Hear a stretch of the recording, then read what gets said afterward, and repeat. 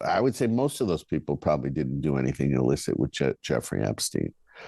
And there's been a small number of people who have been alleged, Prince Andrew's one of them, by these young women that were in his payroll, on Epstein's payroll. And therefore, I think that there's probably an effort that not everybody be harmed just because their name was on a list of some manifest.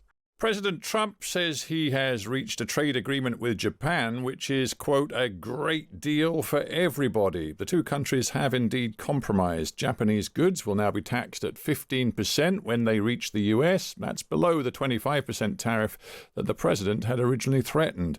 The deal is being characterized as a big win by the president. Of course it is, after what has been a pretty tough week for him, not least because of continued fallout from the administration's efforts to put a lid on rampant speculation about the associations of and the death of the sex abuser Jeffrey Epstein. We're joined now by Chris Ruddy, the chief executive of the Newsmax media group and indeed a longtime friend and confidant of President Trump. Chris Ruddy, it's great to have you on the Times at One. Let's start with trade. President Trump, of course, is telling us this is an historic deal, that he's winning big on the economic stage. Do you think corporate America is as excited as he is? Probably not.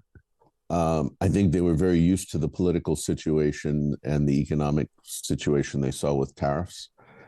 I think the president felt America has been consistently disadvantaged in our manufacturing and maybe services sector by other countries that had high tariffs, especially China. And meanwhile, we had basically an open situation for them to come to the United States. So he wants to rebalance that. And I think he's certainly shaking people up. I think he sees tariffs as a tool or a lever to get better trade deals with China and other nations around the world. So I think his plan is working. And the Japan thing, I haven't seen the final details, but it seems like a pretty positive thing for him. And then the car industry, I think 1/3 of U.S. cars are now Japanese. And the president really wants to create an auto industry in the United States. He sees that as very critical for national security.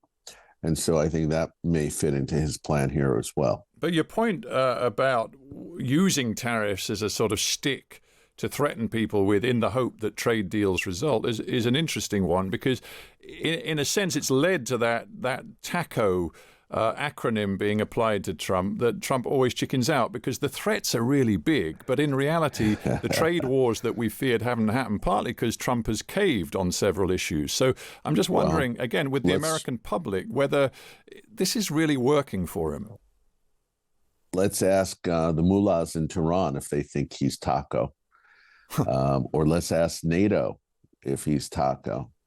He got 5%. Nobody even, it's unprecedented. An American president in peacetime gets NATO countries to do 5%. He bombed Iran. He had warned them about this potential.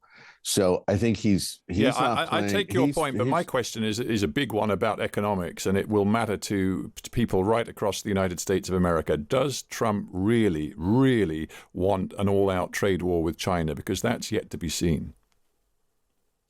I don't think he's going to run from the potential conflict of it. I don't think the trade war is good for the U.S. or for China. But if you look at the numbers, we're in a much better advantage than China. They really, their economy depends on U.S.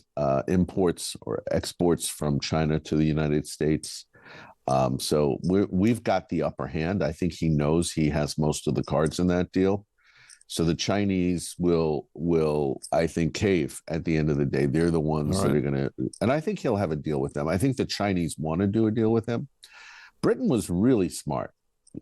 Peter Mandelson and the group over here, when this all happened, they just raced to do a deal with the president. It wasn't a perfect deal, but they raced to do a deal. It's actually a pretty fair deal between Right, Chris. Britain and I the want United to. States. Yeah. Well, I want to move on now from trade deals and economics to something which is much more difficult for President Trump right now. That is the fallout from the whole Epstein farrago, if I can put it that way. Many people in Trump's own political movement wanted the release of much more information, the so-called client list of Epstein, more information about the death of Epstein, which many regard as suspicious. Donald Trump, on the campaign trail, said that he believed that there was a cover-up. Now he says it's all a hoax, the Epstein hoax, and many in his own movement aren't buying it. How big a problem is it for Donald Trump? Well, I haven't spoken to him about this matter, but it's been a nagging issue in America for some time. Jeffrey Epstein, had engaged in illicit activities, and this issue has not gone away, and the public feels that there should be more answers to it. The president previously had called for release of information. Now he says that his people have reviewed it. There's not much there. He has moved to have the grand jury information released, and they're looking into potentially doing that. Congress, the Republicans in Congress, who I'm sure working with the White House, are calling for Ghislaine Maxwell. That's a name familiar to a lot of British citizens, that she will be called before Congress to testify about what she knows. So I don't think there's an effort by the president to cover up anything. But is he in trouble with his base, Chris? You know the base very well. A lot of them listen to Newsmax. Correct. So yes. Is he in trouble? Or they watch Newsmax. And so I don't believe he is. I think that there have been times that the president does things that are not always consistent with his base. There were people in the base that didn't want him to strike Iran's nuclear facilities, Tucker Carlson and people like that. But yet he went ahead and did it. And he went on Twitter, explained what he was doing. He wasn't seeking a regime change per se, but he was trying to protect the American people.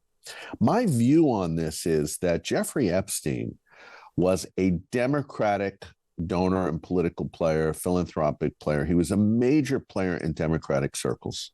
If you look at all the people involved, almost entirely they're all Democrats. He didn't hang out with Republicans. They say he didn't like Republicans. Donald Trump was a Democrat 20, 25 years ago. That's why he hung out with Donald Trump, and Donald Trump knew him. But he moved in very elite circles. He was a donor to various groups. He did investment deals with people. We don't even know fully all of his business transactions, but he had people like Bill Gates hanging around and others. And he was giving them advice on matters. We still don't know for sure what. And this is a man that knew hundreds of people. And I think what the feeling is, like, you release a list of names of people, let's say, that were on his plane. Does that mean every one of those people? I would say most of those people probably didn't do anything illicit with Jeffrey Epstein. And there's been a small number of people who have been alleged, Prince Andrew's one of them, by these young women that were in his payroll, on Epstein's payroll. And therefore, I think that there's probably an effort that not everybody be harmed just because their name was on a list of some manifest. Well, Chris, I want to. We don't have that much time, and I want to move on to one more issue. You're a media guy, and I just wonder whether, when you look at Donald Trump, who, apparently eager to wage war on so many different parts of the mainstream legacy media, whatever you call it. And I'm thinking now of this massive lawsuit is filed against the Wall Street Journal, which of course is relevant to the whole Epstein saga, but also lawsuits he's launched against ABC News, CBS News, and they've settled with him. And then he's made threats to the Associated Press, to CNN. Do you think this is a wise strategy from Trump to really go after the mainstream media? I wouldn't take that approach. Look, many American presidents have had problems with their media, and I think the American people see through it. Look at all the media. The media was almost wholly against him. Fox News had largely cut him out after the 2020 election, and yet he still rose back into power. So I think there's some argument to be made that this diversity, or their heavy-handedness by the big media against him has actually helped him. right? So I personally think, as a media person, you sue only as the last resort. Now, One little detail that intrigues people. Do you think that CBS, for example, which has just announced the axing of the satirical Colbert show, the late night show, which often was deeply critical of Donald Trump, do you think they've axed it partly because they're running scared of Donald Trump? And we know that the CBS's parent company wants to do a massive deal, which will need federal government sign-off. I think they're running to bankruptcy, these companies. I mean, they said that Stephen Colbert was losing $40 million a year. Nobody said that's a wrong figure. And meanwhile, we remember the days in America where you had Johnny Carson, Jay Leno. They made fun of Republicans. They made fun of Democrats. If you watch the late night comedians now, they're Jimmy Kimmel. All these guys are weaponized against Republicans all day. They never say anything bad about a Democrat. Yeah, Joe but Biden Chris, you know what? You know the saying, what goes around comes around. Right now, Donald Trump's in the White House. He won't be in the White House forever. And if he uses these tactics against the mainstream media now, you can be pretty sure that the next Democratic president might look at the same strategy. Well, I think it is not a great precedent to be suing media organizations willy-nilly unless there's really serious evidence of, I haven't looked at each of these cases. Now, the president was, George Stephanopoulos said that the president raped this woman. Even the court didn't find that. So where did he get that? I mean, for ABC News to make such a claim, CBS was basically manipulating 60 Minutes to be a political piece for Kamala Harris. You go through this list of things, and the courts in America is one way for people, and the courts can determine. Usually, it's a very high bar. Let's not get drawn into the detail of those cases, Chris. I mean, they were ultimately settled, but they're complex cases. So let's leave it there.